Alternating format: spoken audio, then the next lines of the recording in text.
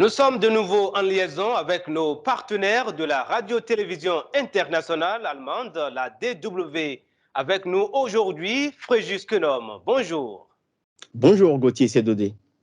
On commence par la situation en Libye. Le pays est traversé par des manifestations de rue qui se sont intensifiées ces derniers jours à cause des coupures d'électricité. En début de semaine, déjà, des jeunes, pour la plupart encagoulés, ont brûlé des pneus et fermé plusieurs routes à Tripoli, la capitale, et dans d'autres villes aussi. Quelques jours plus tôt, vendredi dernier, des manifestants ont forcé l'entrée du Parlement de Tobrouk à l'est à l'aide d'un bulldozer et ils ont mis le feu à une partie du bâtiment. C'est un ras-le-bol qui se généralise à tout le pays. Et face à cette expression de colère, le gouvernement Sisa à Tripoli joue l'apaisement. Il a annoncé la mise en service imminente de 3 nouvelles centrales électriques, mais difficile, Gauthier, de prédire à ce stade que ces mesures permettront d'en finir avec ces manifestations, car les problèmes d'électricité ont leur source aussi dans la crise politique qui paralyse le pays depuis plusieurs années. C'est donc aussi pour cela que les manifestants demandent la démission de l'élite politique. Oui, juste, les manifestants exigent d'ailleurs la tenue de nouvelles élections. En effet, ils espèrent que de nouvelles élections mettront un terme à la division au sommet qui se matérialise par l'existence de 2 gouvernements rivaux soutenus chacun par 2 parlements rivaux. Ces 2 camps sont appuyés par des parrains extérieurs, des puissances extérieures. L'ultimatum de l'ONU pour que la Turquie et la Russie cessent leur soutien à des groupes rivaux demeure sans effet. Et le secteur de l'énergie, qui est le poumon, vous le savez, de l'économie libyenne, est souvent pris en otage pour régler des comptes. La compagnie nationale libyenne de pétrole annonce régulièrement des pertes de plusieurs milliards de dollars dues à des blocages des installations pétrolières. Et ce blocus provoque aussi une baisse de la production de gaz, pourtant nécessaire à l'approvisionnement de réseaux électriques. Plus de 10 ans après la révolution libyenne qui a abouti à la chute de Muammar Kadhafi, ce pays est toujours divisé et les efforts de paix n'ont apporté aucune solution.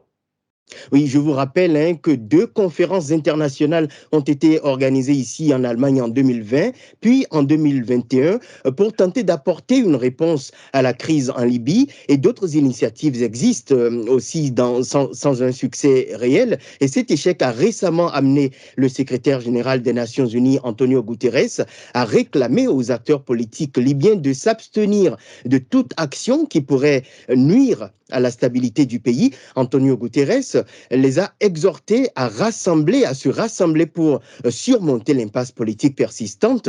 La semaine dernière encore, un énième round de pourparlers sous l'égide de l'ONU s'est soldé par un nouvel échec. Aux dernières nouvelles, le Conseil présidentiel, un organe doté de certains pouvoirs exécutifs en Libye, a annoncé ce mardi avoir élaboré un plan de sortie de crise, un plan qui vise à sortir le pays de l'impasse politique en organisant des élections, ce que réclament justement les manifestants.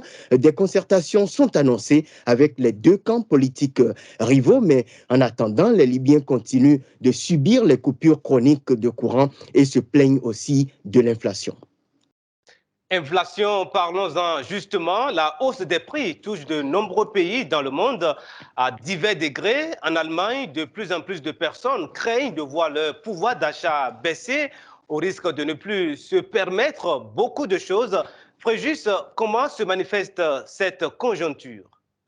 À titre d'exemple, et d'après l'Office fédéral allemand des statistiques qui publiait ces chiffres fin juin, les prix à la consommation ont augmenté de 7,6%, 7,6% par rapport à leur niveau d'il y a un an.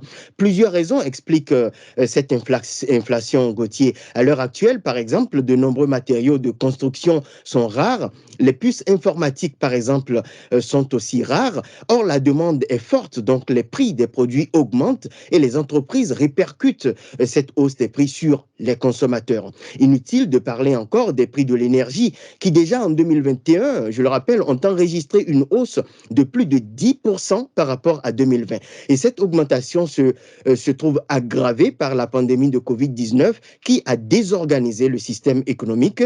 Un autre facteur est la guerre russe en Ukraine. Pour sanctionner la Russie, l'Union européenne a décidé que ses États membres réduisent de 90% 20% leur importation d'énergie de la Russie. Et l'Allemagne se prépare d'ailleurs à un arrêt de la fourniture de gaz par la Russie. Oui, les mesures prises pour sanctionner la Russie ont eu pour conséquence en Allemagne, en tout cas, la réduction de l'approvisionnement en gaz russe, notamment dont le pays était très dépendant. Actuellement, face à l'éventualité que la Russie ferme à court terme le robinet, les autorités assurent que la situation est sous contrôle et qu'il y aura de quoi chauffer les maisons l'hiver prochain. Mais il n'empêche que l'évolution des prix dans les semaines, les mois à venir demeure une inconnue et une grande préoccupation d'ailleurs. Donc, Fréjus, cette crise énergétique et la rareté de certains produits provoquent une inflation et le gouvernement fédéral réfléchit à des solutions pour soulager les ménages. Oui, le chancelier allemand Olaf Scholz essaie de préparer ses concitoyens allemands à faire face à une longue crise, hein. La guerre de la Russie, dit-il, en Ukraine et les chaînes d'approvisionnement perturbées par la pandémie de coronavirus ont provoqué une incertitude générale. L'objectif poursuivi maintenant est d'éviter des crises sociales qui seraient la conséquence de la baisse du pouvoir d'achat. L'attention est portée en priorité sur les couches les plus vulnérables, comme les personnes bénéficiaires d'aide sociale, par exemple. Lundi dernier, il y a eu une prise de contact entre la chancellerie et les syndicats et le patronat. Le chancelier socialiste s'inspire d'une initiative qui a existé par le passé ici en Allemagne dans les années 60 et 70 pour lutter contre l'inflation. On parle de la Concertierte Aktion, en français, l'action concertée, une idée d'un ministre socialiste à l'époque. Alors, faut-il augmenter les salaires ou faut-il procéder à un versement unique exonéré des taxes? C'est le débat qui se fait actuellement. Bref, ce n'est que le début d'un long processus, surtout que ce modèle d'action concertée est critiqué par certains qui contestent son efficacité par le passé. Merci à vous, Fréjus Quenon, pour ces précisions et à bientôt pour un autre numéro. Merci à vous, Gauthier Sedodé, et à toute l'équipe de Golf TV Africa.